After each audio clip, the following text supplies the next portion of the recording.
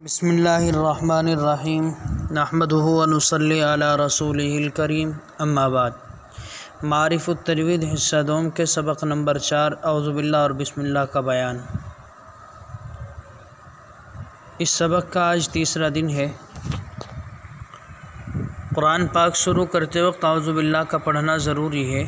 اور بسم اللہ کے متعلق چند صورتیں ہیں۔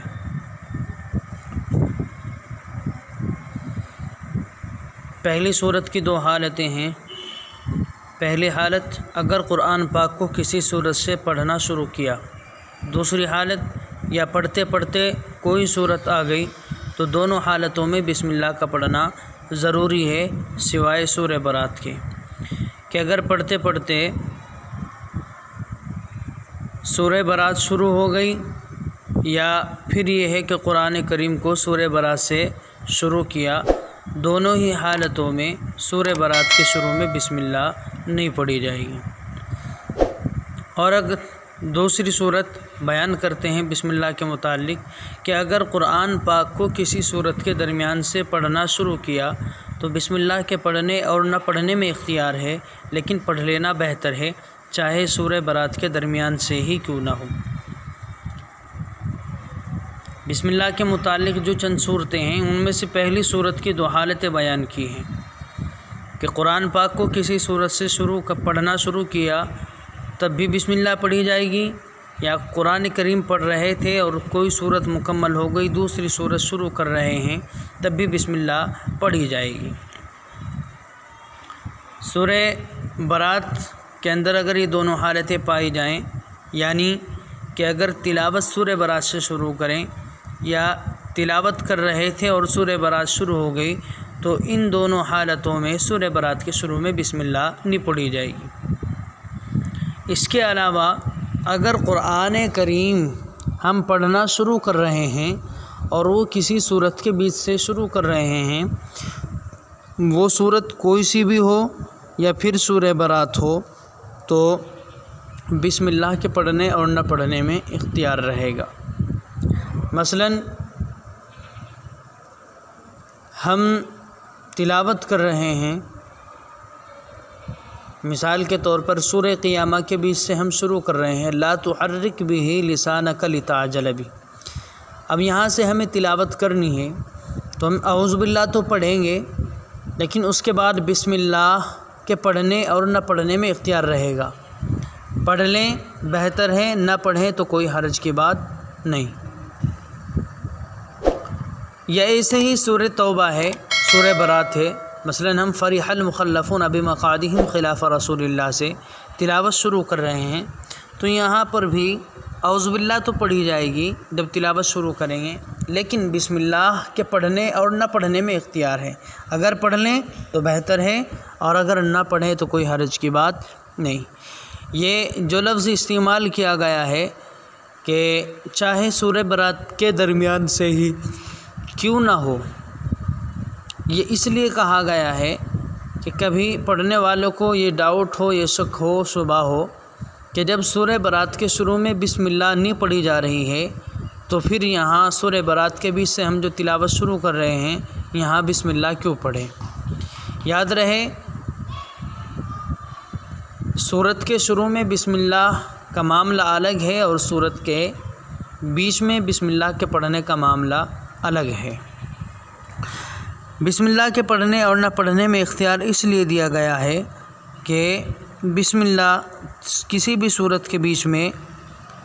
نہیں لکھی ہوئی ہے ما سوائے سورہ نمل کے، کہ وہاں سورہ نمل میں بیچ میں بھی بسم اللہ لکھی ہوئی ہے۔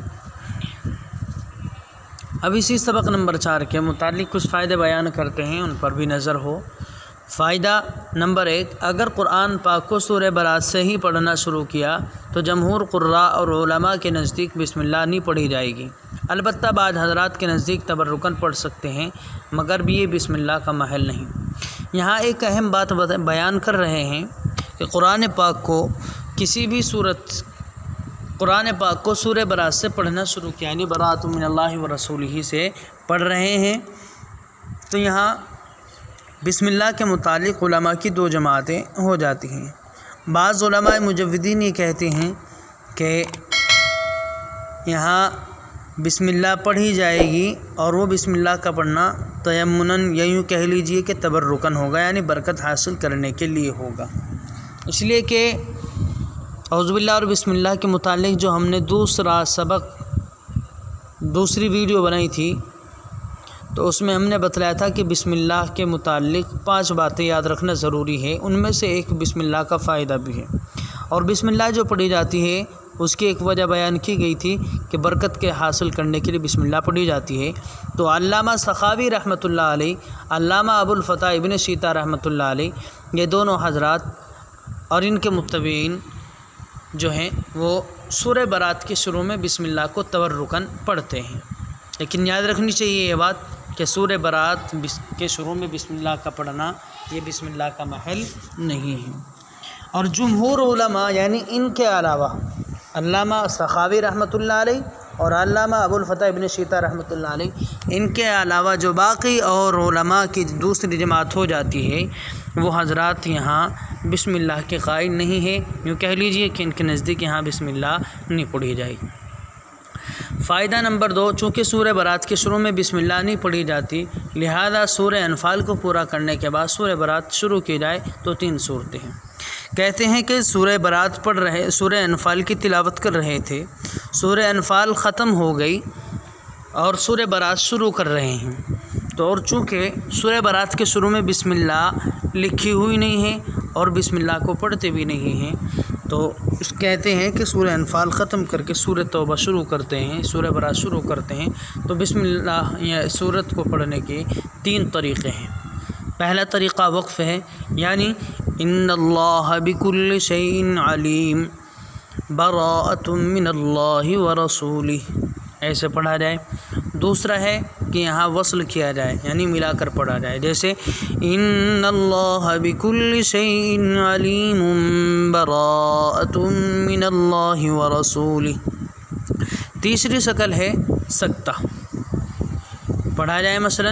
ان اللہ بکل شیء علیم براءۃ من اللہ ورسولہ، یعنی ان اللہ بکل شیء علیم پر آواز بند کر دیں گے، سانس جاری رہے گا۔ ایسا نہیں ہے کہ سکتے میں آواز بھی بند ہو اور سانس بھی بند ہو جائے، ایسا نہیں ہے، بلکہ آواز بند ہو جائے گی اور سانس جاری رہے گا، لیکن اگر وقف کر لیا جائے تو یہ زیادہ بہتر ہے۔